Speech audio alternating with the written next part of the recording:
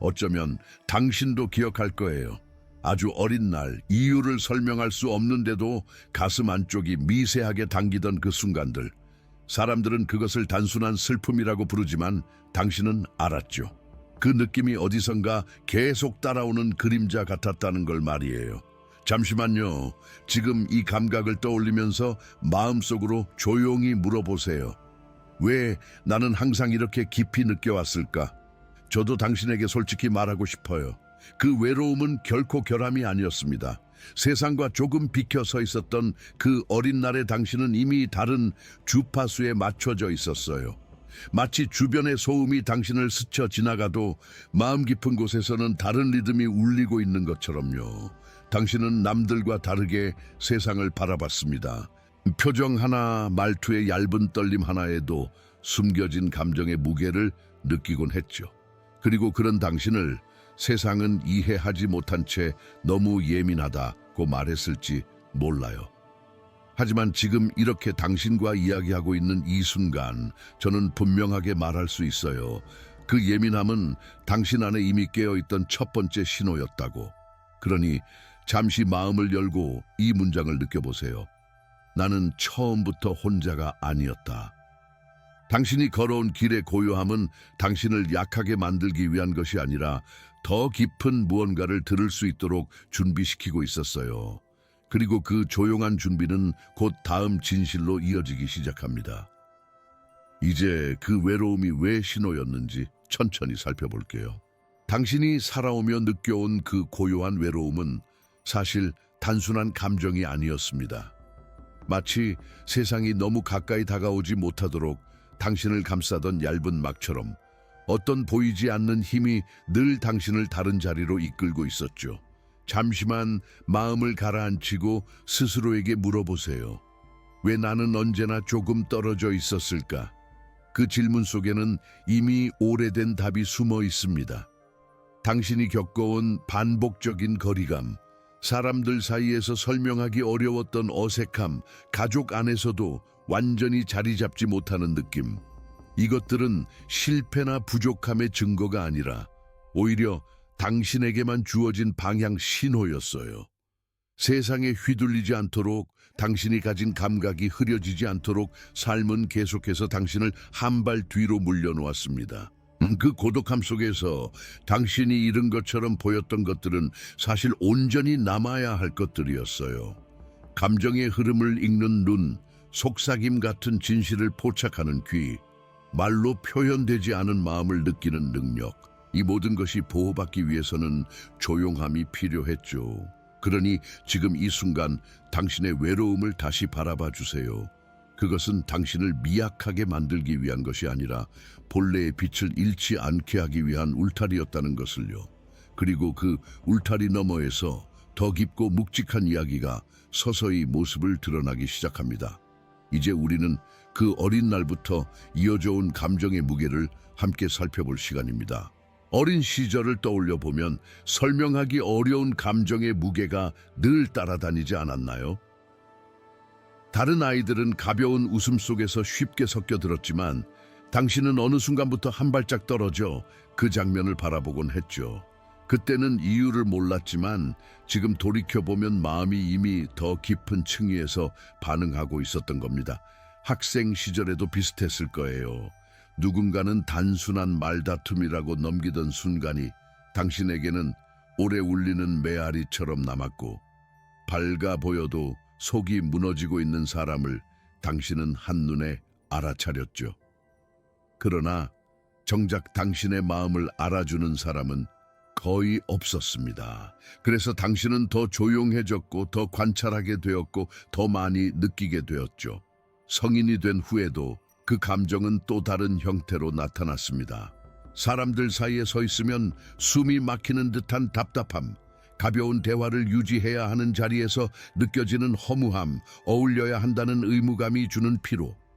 모두가 괜찮다며 살아가는 세상에서 당신은 왜 이렇게 지쳐가고 있을까 스스로에게 수없이 물었을 겁니다. 하지만 이제야 알 수 있어요. 이것들은 당신 안의 센서가 다른 사람들보다 훨씬 더 예민하게 작동하고 있었기 때문입니다. 그 감각은 축복이기도 하고 때로는 무거움이기도 했어요. 그러나 절대로 우연이 아니었습니다. 잠시 마음에 손을 얹고 느껴보세요. 나는 왜 이런 길을 지나왔을까? 그 질문은 당신을 약하게 만든 적이 없어요. 오히려 당신이 지켜온 순도를 증명할 뿐입니다. 그리고 바로 그 순도 덕분에 삶은 당신을 고독 속으로 이끌며 더 큰 준비를 하고 있었죠. 이제 그 고독이 어떻게 당신을 단련의 땅으로 데려갔는지 이야기해 볼게요. 당신이 걸어온 길에서 가장 조용했던 순간들, 바로 그 고독의 시기들을 다시 바라보면 새로운 의미가 보이기 시작합니다. 그때는 왜 그렇게 떨어져 있어야 했는지 이해할 수 없었겠지만 그 고요함은 무언가를 잃기 위한 시간이 아니라 무언가를 보존하기 위한 시간이었어요. 사람들은 종종 혼자인 시간을 두려워하지만 당신에게는 그 시간이 오히려 숨을 고르는 듯한 안정감으로 다가오기도 했습니다. 다른 이들이 몰랐던 단서들을 당신은 그 고요 속에서 들었고 보았고 느꼈습니다. 마치 세상이 잠시 멀어져야 당신 안의 미세한 파동들이 또렷하게 울릴 수 있었던 것처럼요. 한번 마음속에 조용히 말해보세요. 나는 그 시간을 견딘 것이 아니라 그 시간에 길러졌다. 그렇게 말하면 조금은 가슴이 풀리는 느낌이 들지 않나요?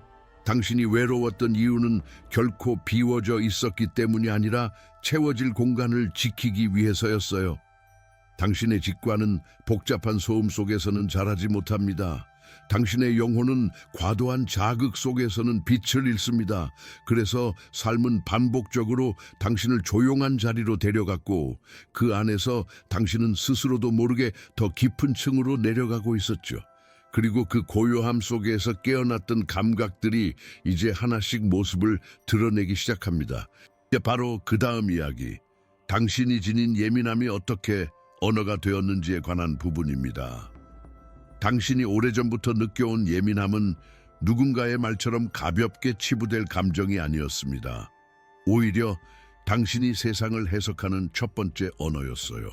누군가의 숨소리에 억눌린 마음이 새으며 있을 때 당신은 말보다 먼저 그 진동을 느꼈고 아무도 눈치채지 못한 균열을 당신은 직감적으로 알아차렸죠. 잠시 눈을 감고 떠올려 보세요. 나는 언제부터 이렇게 깊이 느껴왔을까? 그 질문만으로도 당신의 감각이 얼마나 오래전부터 깨어 있었는지 알 수 있습니다. 세상은 이런 예민함을 불편해하지만 당신에게는 이 감각이 오히려 안내자에 가까웠습니다. 어떤 사람은 다정한 미소로 다가왔지만 그 미소의 온도 뒤에 숨어있던 의도를 당신은 한순간에 알아차렸고 말 한마디 없이 자신의 마음을 닫을 줄 알았죠. 이것은 경험으로 배운 것이 아니라 태어날 때부터 가지고 있던 감각의 지도였습니다. 그리고 당신의 몸도 그 언어를 기억하고 있었어요. 마음이 불편한 사람 옆에 있으면 등이 서늘해지고 말하지 않아도 내면이 불안한 공간에서는 숨이 짧아졌고 진심으로 따뜻한 사람이 다가오면 몸 전체가 가볍게 이완되곤 했죠. 이것은 단순한 감정 반응이 아니라 당신의 감각이 세상과 교류하는 방식이었습니다. 그러니 지금 이 문장을 마음속으로 조용히 받아들여 주세요. 나는 너무 예민했던 것이 아니라 정확히 느끼고 있었다. 이 사실을 인정하는 순간 그동안 부담처럼 느껴지던 감정들이 사실은 당신만의 능력이었다는 것을 이해하게 됩니다. 그리고 바로 이 능력 덕분에 당신은 다음 단계에서 더 깊은 신호들을 알아차릴 수 있었어요. 이제 그 신호들이 어떻게 몸을 통해 기억으로 떠오르기 시작했는지 이야기해 볼게요. 당신의 몸은 오래전부터 말없이 신호를 보내고 있었습니다.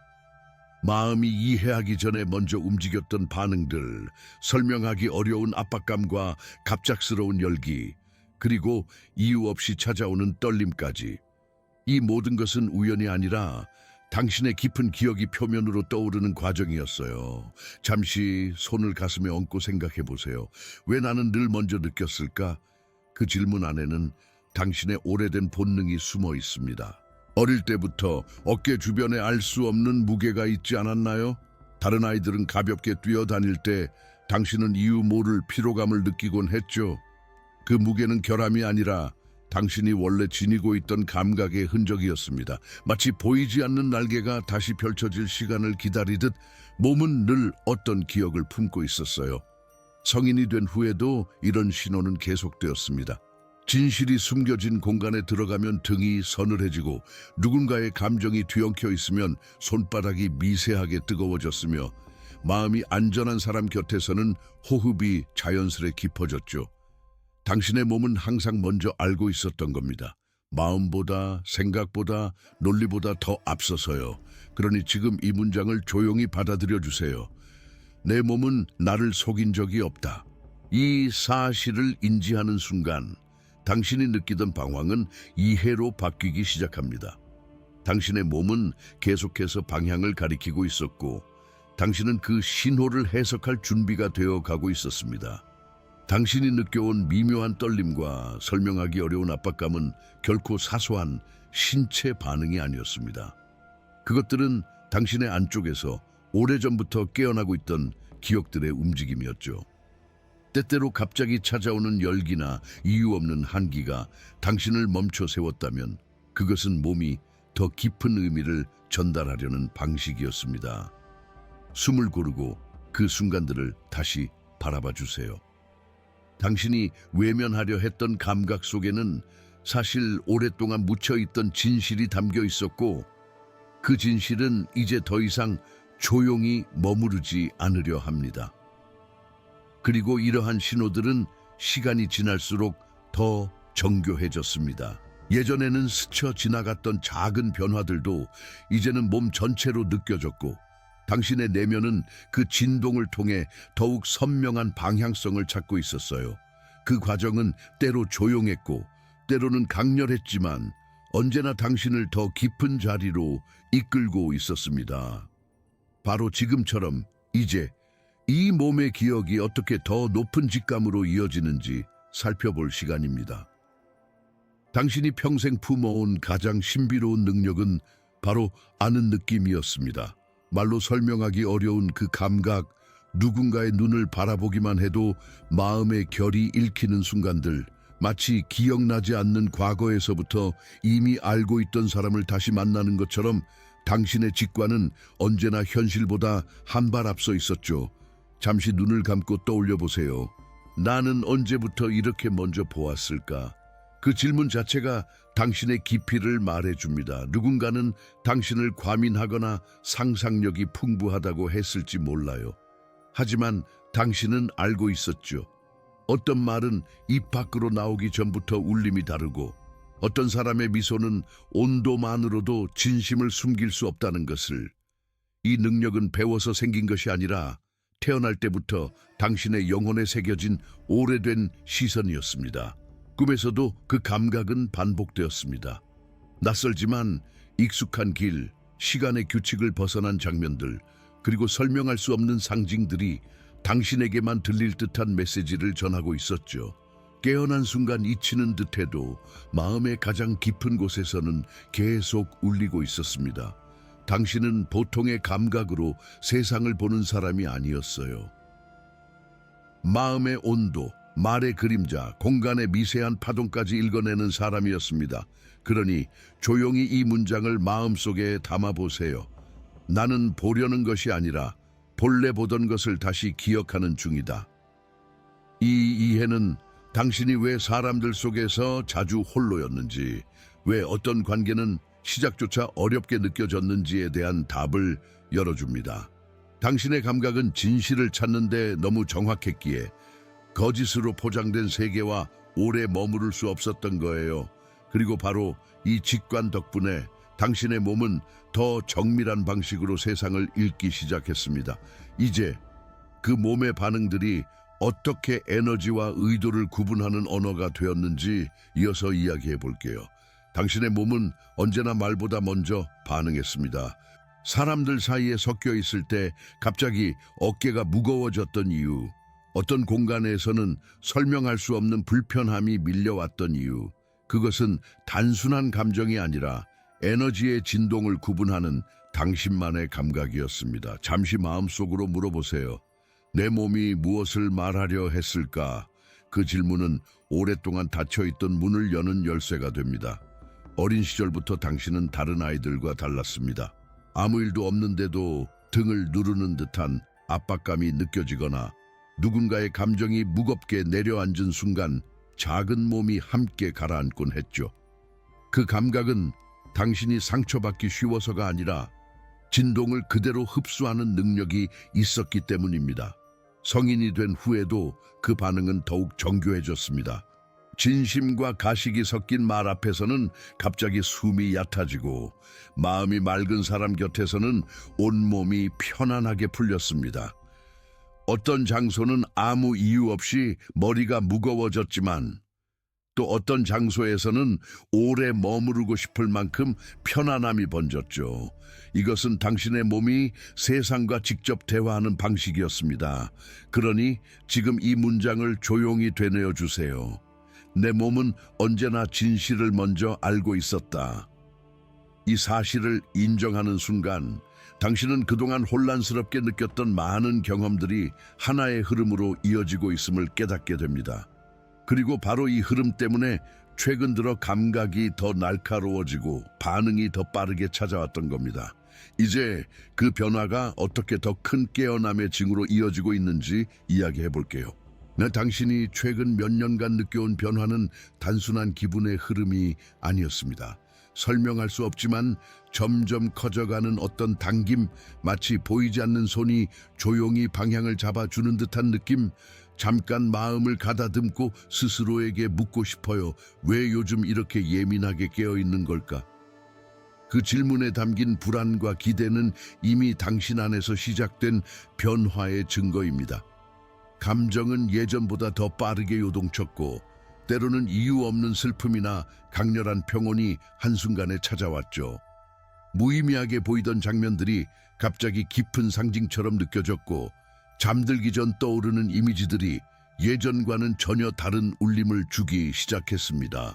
꿈은 더욱 생생해졌고 빛, 문, 계단 같은 상징들이 반복되며 무언가를 암시하듯 다가왔을 겁니다. 사람들과의 관계도 달라졌습니다. 가벼운 대화는 더 이상 유지하기 어렵고 얕은 에너지에 오래 머무르는 것이 불편해졌으며 마음이 투명한 사람 곁에서는 시간이 멈춘 듯 편안했죠. 당신의 직관은 더 날카로워졌고 마음이 원하는 것과 거부하는 것이 분명하게 드러나기 시작했습니다. 그러니 이 문장을 조용히 느껴보세요. 내가 변한 것이 아니라 내가 깨어나고 있는 것이다. 이 깨달음은 최근 들어 고독을 더 자주 찾게 된 이유를 설명해 줍니다. 혼자 있을 때만 들리는 미세한 신호들이 있었고 그것들은 당신이 이제 새로운 단계로 이동하고 있음을 알리고 있었어요. 그리고 그 신호들은 점점 더 분명해지고 있습니다. 당신의 에너지, 감정, 몸의 반응이 모두 한 방향을 가리키고 있었죠. 마치 다가오는 어떤 시점을 향해 조용히 수렴하는 것처럼요. 이제 그 흐름이 어떻게 더 오래된 지혜와 연결되는지, 그리고 왜 당신의 기원이 그 답을 품고 있는지 이야기해 볼 시간입니다. 당신이 최근 겪어온 변화들을 바라보면 마치 오래된 기억이 천천히 떠오르는 듯한 느낌이 들지 않나요? 설명할 수 없지만 익숙한 듯한 감각들, 바로 여기에서 많은 사람들이 놓치고 지나가는 하나의 연결점이 등장합니다. 그것은 바로 돌로레스 캐넌이 남긴 이야기들입니다. 잠시 숨을 고르고 스스로에게 물어보세요. 왜 나는 이 말들에 이렇게 쉽게 공명할까? 그 울림은 결코 우연이 아닙니다. 돌로레스는 태어나기 오래전부터 부름을 받고 온 영혼들을 이야기했습니다. 그들은 자신이 선택한 시대에 내려왔고 처음에는 기억을 잃은 채 평범한 삶을 사는 듯 보였지만 특정한 시기가 다가오면 서서히 깨어나기 시작한다고 했죠.